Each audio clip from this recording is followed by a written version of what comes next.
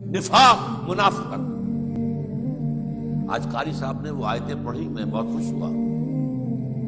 قرآن مجید میں سورہ توبہ کی آیات 75 تا 77 میں اللہ تعالیٰ نے نقشہ کھینچا ہے، تفصیل بیان کی ہے مدینے کے منافقین میں سے خاص قسم کے منافق۔ منہم من عہد اللہ، ان میں سے وہ بھی ہیں ان منافقوں میں جنہوں نے اللہ سے عہد کیا تھا، لئن آتانا من فضلہ لنصدقن ولنکونن من الصالحین، اگر اللہ ہمیں اپنے فضل سے نواز دے گا، غنی کر دے گا، خوب صدقہ کریں گے، خوب خیرات کریں گے، خوب نیک ہو جائیں گے۔ فلما آتاہم من فضلہ، جب اللہ نے انہیں فضل سے نواز دیا،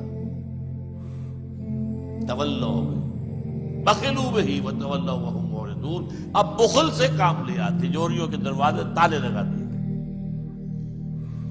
اور پیٹھ موڑ لی اور اعراض کیا۔ فعاقبہم نفاقا فی قلوبہم، تو ہم نے سزا کے طور پر ان کے دلوں میں نفاق پیدا کر دیا۔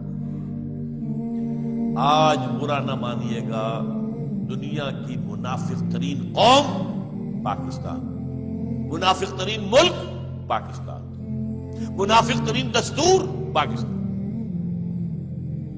اس نفاق کے اب میں آپ کو حصے گنوا دیتا ہوں۔ پہلا، نفاق باہمی۔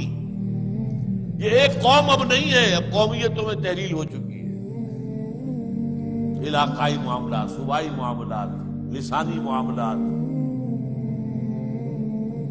یہ اگر ایک قوم ہوتی تو کیا بنگلہ دیش ہم سے علیحدہ ہو کر ملک بن جاتا؟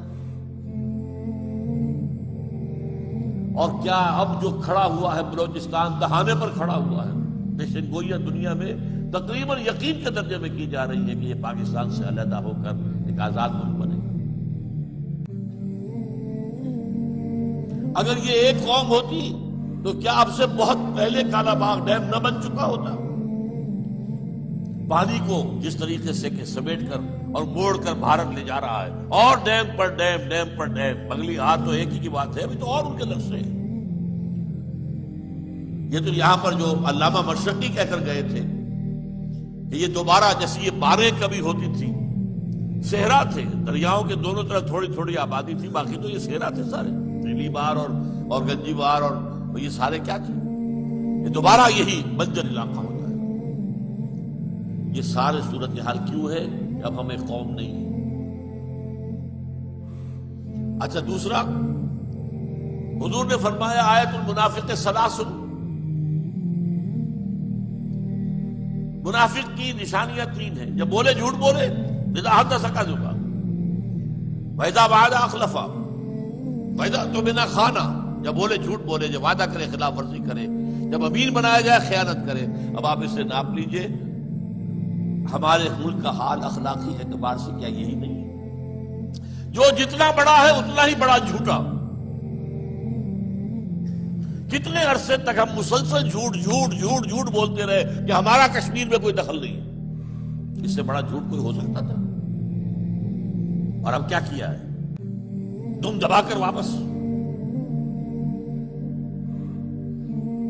تو جھوٹ، جو جتنا بڑا اتنا ہی بڑا جھوٹا، جو جتنا بڑا اتنا ہی بڑا وعدہ خلاف، اور غبن اب اربوں روپے کے غبن ہوتے ہیں۔ یہ تو کبھی کسی زمانے میں چند سو چند ہزار روپے کا کوئی معاملہ ہو جاتا تھا تو تھل تھلی بن جاتی تھی کہ یہ کیا ہو گیا ہے۔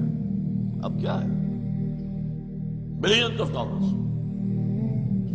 اور نمبر 3 اور اہم ترین، پاکستان کا دستور منافقت کا پرندہ ہے۔